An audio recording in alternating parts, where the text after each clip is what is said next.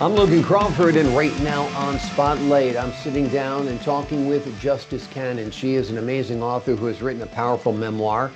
It is called Prepare for the Flood. When it rains, it pours. It is a gripping story of survival and faith that takes us on a journey through her turbulent childhood, her struggles, and her triumphs as well. Get ready for a testament to the human spirit's strength and resilience. We're delighted to have this very talented author join us here today on Spotlight. We thank the team at Books to Life Marketing for helping us put her in the spotlight today. And we ask viewers like you to support authors like her by subscribing to our channel and by purchasing her remarkable book. The links are below this interview. Justice, great to see you here today on Spotlight. Great to see you too today, Logan.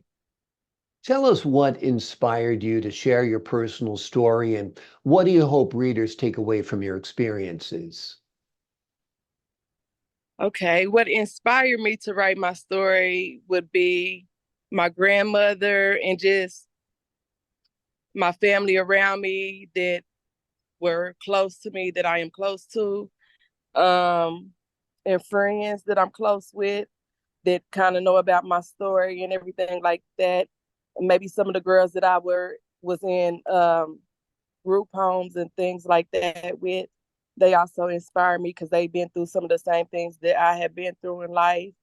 And just, I guess, people in general inspire me to write this story. And it's based off of my life and real life events and things that I have been through in life. And it's to help somebody who's going through similar things that I have been through in life, especially a child that might be going through what I've been through. Absolutely. I think it's going to help a lot of people, whether they've gone through something like you've gone through or have facing other challenges as well, because That's faith and exactly. resilience are the necessary ingredients. And it seems like your grandmother was a huge help when it came to shaping your faith and shaping your resilience. That's correct. My grandmother, she played a huge role in my life for a small period of time that she was in my life. She made a huge impact on me in the way that I think about life, in the way that I think about God and pray. Um, and I think that I went through a lot in my life because she was not here with me. Because had she been here with me, I would not have went through those things. But some how I feel about it is experience is the best teacher, and that's what's been the best teacher with me is also the experience that I have went through in life. So I can tell by my story by experience. Uh, You've faced many challenges, including being targeted by a predator and dealing with estrangement from your family. How did you find the strength to overcome these obstacles? I think my children were my strength Mm. because I had to overcome obstacles because of them. And of course, I didn't want them to go through the things that I had been through in life. I wanted to protect my children. So they inspired me and made me stronger to be able to hold on. They gave me the strength that I needed to proceed with my days. Was it difficult writing your story, like kind of going through it and reliving it in some part? It was very difficult Yeah. having to go down that dark path again and relive it just to be able to help somebody else out. That was the thing that made me able to go back down that dark journey was because I knew it was going to help people. Um, because if I didn't think it was going to help somebody, trust me, I wouldn't want it to go back down that path again. But I knew that it was going to serve a purpose, God's purpose in a way to help somebody else that's struggling, to help children again speak out if they feel like they're going through something, to be able to stand up and know that they got somebody that they can talk to figure out who that person is that they can talk to. Um, because it's always somebody, God will put somebody in your life. You might not know who that person is, but even though you're going through something bad, God will put a positive person there. And you just have to figure out who that person is and who you can talk to. And it just makes you stronger. Exactly, exactly. It's good to have a strong relationship with someone who can help you weather the hard times. As you said in the title of Mhm. your book, you've really got to be prepared for a flood at times because when it rains, it does pour. Um, Yes, it does. yeah, so that's a pretty powerful title. What made you decide to choose that? What made me choose prepare for the flood is because it's always a saying when it rains, it pours. Yeah. But no one ever tells you how to prepare for the flood because sometimes it can rain and rain and rain and rain. And you just want to, know how to prepare for those situations. And you never do know how to prepare. You can't prepare yourself for some of the things you might go through in life. But it's just to kind of like, I guess, tell you like how to prepare. I don't know. Prepare for the flood just came because I guess back when I was going through some of the things in my life, it rained for like 20 something days I was hearing.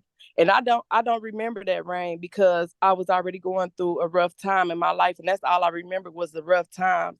I didn't remember the rain. But it something just told me when I came up with that title is like how do you prepare for it. Right. And God sent things to me like in dreams, in the form of dreams, before COVID came. And I knew it was going to be a natural disaster, but I didn't know what kind it was going to be.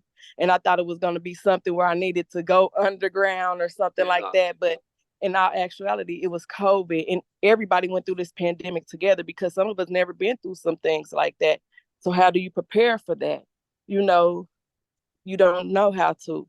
You just got to prepare yourself for it. So I think that came with the purifying of the water that I talked about. Yep. How do you purify something?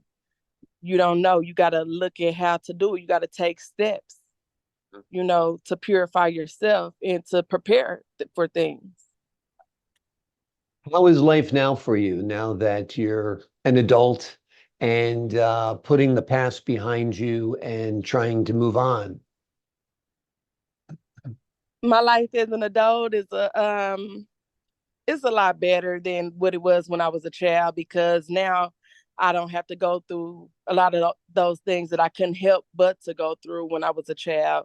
Right. Now I can make decisions of my own. I can again protect my children from going through the things that I went through. So my life now as an adult is not as bad because I'm learning again. I've learned a lot from the things that I went through to make me stronger. And it's always going to be a challenge because nobody is perfect. But when you learn how to fight through it and you get that strength, you strengthen yourself to go through whatever you need to go through in life because you're going to always go through something in life. You just got to know how to get through it. Exactly. That's what they say. Whatever doesn't kill me makes me stronger. It So, makes you strong. That's yeah. right. So, whatever you did to get through it, you became a stronger, better person today because of it. Tell us a little bit about your relationship with God. Do you go to church or is it more of a personal thing where you pray? Tell us a little bit about that. Okay, I go to church. I try to go every Sunday, but I work a lot of Sundays too. Mhm. So I sow my seeds in church. I try to be active in church. Sometimes I sing in the choir. Um, I have a husband now. I'm married. So we go to church together and just keep our family in church. Uh, so yeah, I'm active in church in my community. Wonderful, wonderful. And I imagine that brings a lot of peace to you as well. Tell us a little bit about your writing career. Now that you've written this book, are you thinking about writing anything else? Yes, I've actually been working on because I'm trying to figure out if a lot of people like things that aren't real based on real life stories. So I'm trying to tap into my um fiction Yeah. and writing things that aren't real and based off of real life events. So I'm halfway through a project that I'm working on right now, which is a book that's not based off of real life events. It's just based off of things that I thought of. Mm. And God sent me another book in my dream, and I've been kind of like writing on that one. And then I'm also working on a sequel because I have a couple of sequels to my first book. And my story did not stop there, so I had a lot of more things that I'm quite sure that if you like my first book, you love the sequence and the sequence that I have to it. It's going to be like two more books that I have that I'm working on to come with that first one based off of Okay. my life. Well, Mm-hmm. wonderful. We're looking forward to those books. You're becoming a prolific author, and that's terrific as well. Justice Cannon has written a powerful memoir. It's called Prepare for the Flood. When it rains, it pours. It is a gripping story of survival and faith that takes us through her turbulent childhood and her struggles, as well as her triumphs. It's a wonderful story. It's an empowering story because of the way she dealt with adversity. Justice, thank you so much for joining us here today on Spotlight. No problem. It's a pleasure for you having me, Mr. Crawford. It's a pleasure being here and a pleasure being able to tell, my story and to inspire other people again that's going through something, to not give up. And you never know where you can get in life but if you just keep going and fighting through the struggles. Absolutely. Great advice. You got to keep on going. You got to keep on fighting the good fight. Appreciate your time. And to the folks at home, I'm Logan Crawford, thanking you for your time this time. Until next time on Spotlight.